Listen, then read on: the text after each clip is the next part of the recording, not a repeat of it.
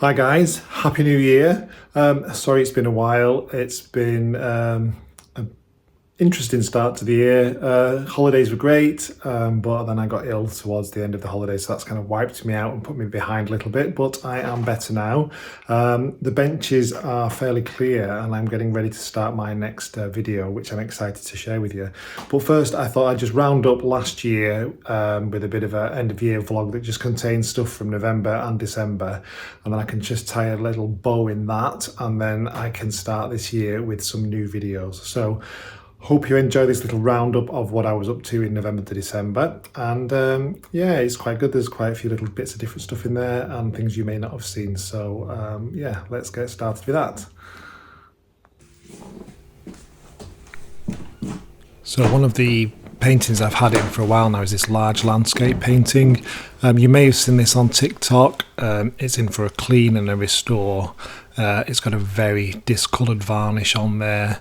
It's been relined in the past, so there's retouchings and overpaint on there that needs removing. It is really nicely done. It's really accomplished. I'm not quite sure. I think they're dragging a net in or something. But what intrigued me on this was next to the lady sat on the rock, I was just wondering what that was, and I'm not sure what you think it is, but I can't help but think it's a dog's head with two ears and it's looking at the boat. Somebody else has suggested that it may be some kind of bowl or some kind of bag. I'm not quite sure, but I just can't help seeing like a collie dog with two ears looking at the boat. You can see on the right hand side now how much brighter this is coming as well. The varnish, as mentioned, is really thick. You've got quite interesting headwear on as well. I don't know if they're hats or they almost just look like wraps or something, especially on the lady sat on the stone. The artist is called Nesbitt, and he was quite famous for doing seascapes and marine paintings. But his skies are also wonderful. There's so much going on, so much drama in the sky as well. But yeah, it makes quite a difference when that varnish is removed, and yeah, it's quite a satisfying process to see that come off. But then once that's been removed, I have to tackle the dent in there as well, so you can see the difference here now from clean to dirty, and then there's that large impact which I have secured but still needs filling and retouching.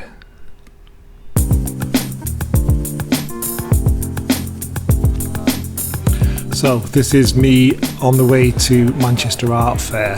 This is the biggest art fair in Manchester. It's called Manchester Contemporary as well. So there's a real mix of paintings from Manchester artists, galleries come up from London, and it's all set in this fabulous old train station. It's the GMEC Centre. And you just get a real mix of work. This kept catching my eye though. This is a tufting gun, and this artist was using this, and it's like drawing or painting with wool, and I'm just fascinated by it. I think maybe it's just the way that the wool goes in, but I couldn't stop watching that. This is the AWOL Collective, the studios that I'm in, and they had a stall on this year. Here's one of my paintings of Manchester, of the Northern Quarter, which sold, which was nice. That's a drawing I framed. I restored that picture in the corner because it had a dent in it. And these are some of the other artists that are in our studio as well. So they had a stall there for the first time. And there's loads of resin work there. All these like lollipops or ice lollies. These had all pills, very Damien Hirst, but all held in resin, very bright coloured. Not sure how they'll age over time. These were quite nice as well, kind of digital urban graphic street art. I've seen these before, they sell quite well. It was just so nice to see so many people appreciating art and having a good nosy around. These were quite interesting. These were all CNC'd kind of icon graphics in, I think they were MDF, and then hand painted and coloured, and this artist was quite cool. I loved those floppy disks. And then you can see some more traditional artwork there, but the building is fantastic, and I know quite a lot of people who have stands and stalls here, so it was quite nice to connect with those as well and just have a bit of a catch up and see how things are going. But yeah, I think maybe it's just that gun that looks so much fun. Imagine creating an artwork with that. So yeah, that was a fun evening, and then we went in to see the Christmas markets which had arrived in Manchester.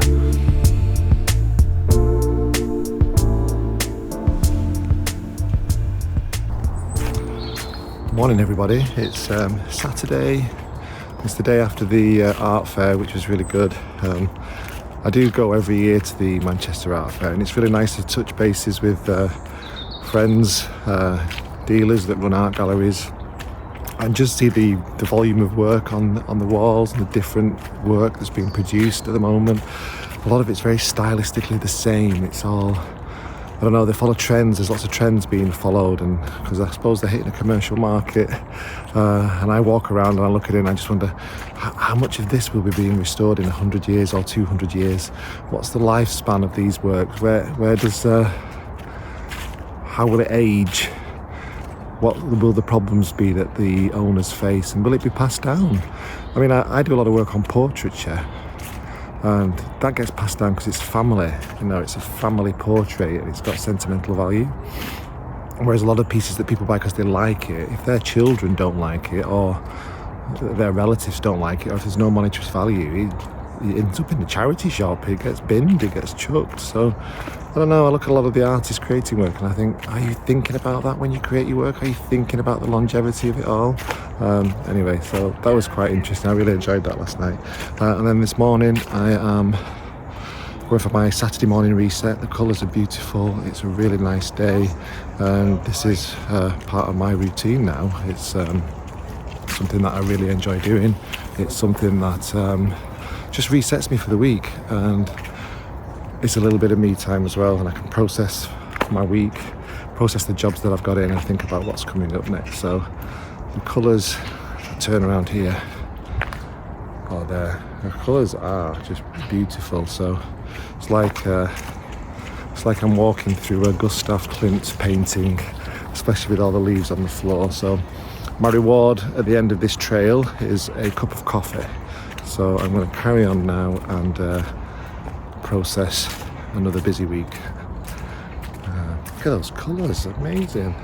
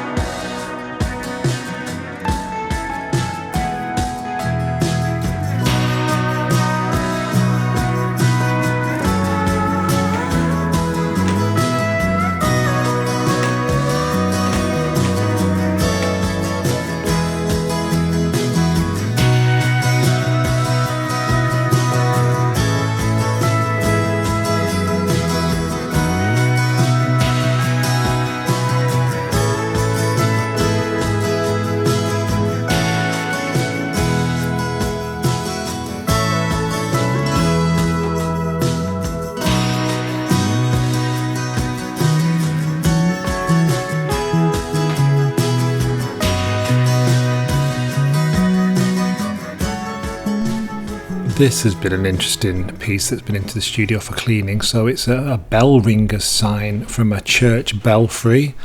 You can see here it's badly discoloured. It's been, I don't know if it's been near a fire or smoke or some kind of damage to it, but it's in for a clean.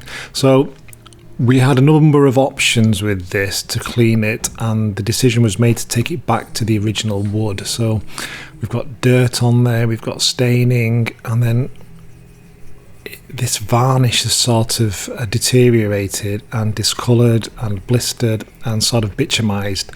So the first quote was to clean each individual letter and leave the background as is, but that would have been too expensive for the church to go ahead with. So we went with the more direct approach of cleaning the whole sign back to the original wood grain, and this took hours. I spent hours and hours. It was so stubborn, it was so dirty, and then what would happen was, as the dirt and grime was removing, it would absorb into the wood as well. So I had to kind of keep going over certain areas to try and pull out the stain and the dirt from that wood as well, while also maintaining those letters and keeping those as strong as I could as well. So it was a really involved job, but interesting too, just to the history of it. It was 1794, so, you know, there's some real age to it, over, I don't know, what is it, 250 years old or something like that, 240 years old. But yeah, that was a piece that's been in the studio for a while.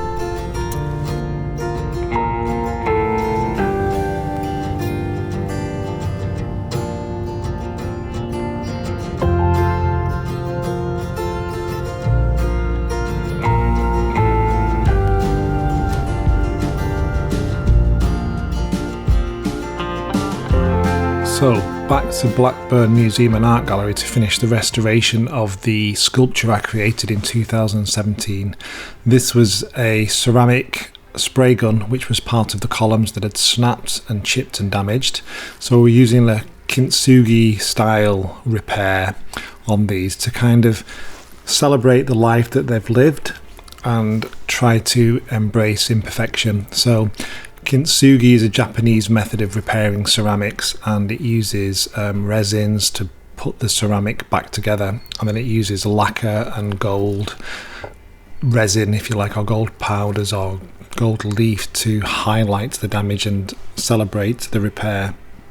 So I've used a resin, the Milliput, to hold this back together, and I've just applied the glue size, and then once that glue size has had 15 or 20 minutes to go off, I can use the transfer gold leaf to accentuate that repair. So apologies for the poor filming here, I was doing it one-handed. So the gold leaf will attach to the size, and then once that has had the excess brushed off, it gives this beautiful kind of, I don't know, it just celebrating that repair style. And this was the approach that we'd gone with for the rest of the columns. Rather than trying to match that glaze and match those intricate colours, we wanted to do something a little bit different and celebrate the life that they had lived. So if you've been following the vlogs, you'll know that I've been working on these for the past, I don't know, couple of months now, which has involved trips to the art gallery, and I've also been doing demonstrations while I've been in situ, chatting to school children, passers-by and gallery visitors as well. And it's just been a really nice project to actually find the columns a permanent home. So these will be in Blackburn Museum and Art Gallery's permanent collection forever, until something else happens to them.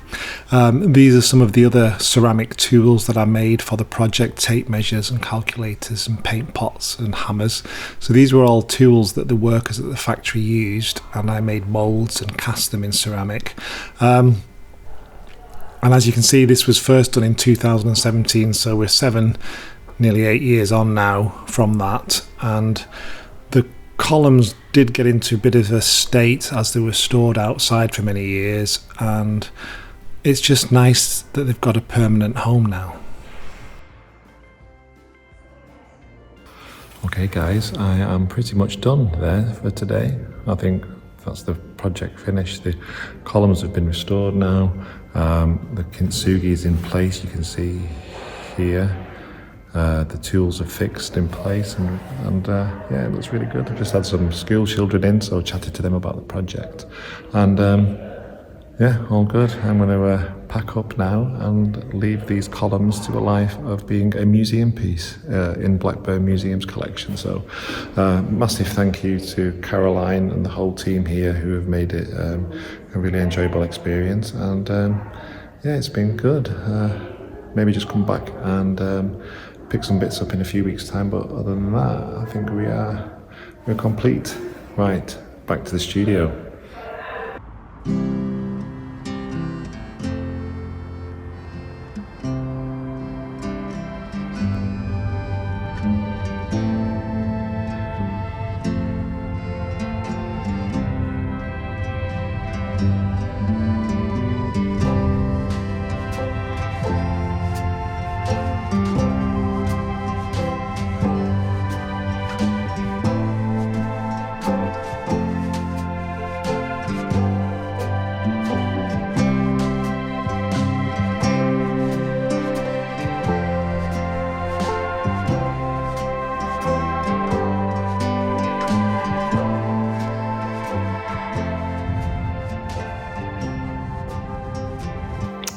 Hello everybody. I just thought I'd check in really. It's December the 2nd now, so it's very busy and there's lots to be getting on with. The studio is getting crowded with bits of stuff. I'll just flip you around and show you what I've been doing. So this one's had a little bit of a crack across here, which I'm just sorting out at the moment, getting to lay flat and retouching in. So I'm going to do some more retouching to make that match better. Just made this frame for a painting which I'm just varnishing. This big fella's been cleaned and had a repair done and been retouched, so there's still a little bit to do on that. This fella has been cleaned and had its varnish removed and some retouching. These guys have arrived in. This is 16th century or 17th century, very early, and another little one as well, which is probably the same age.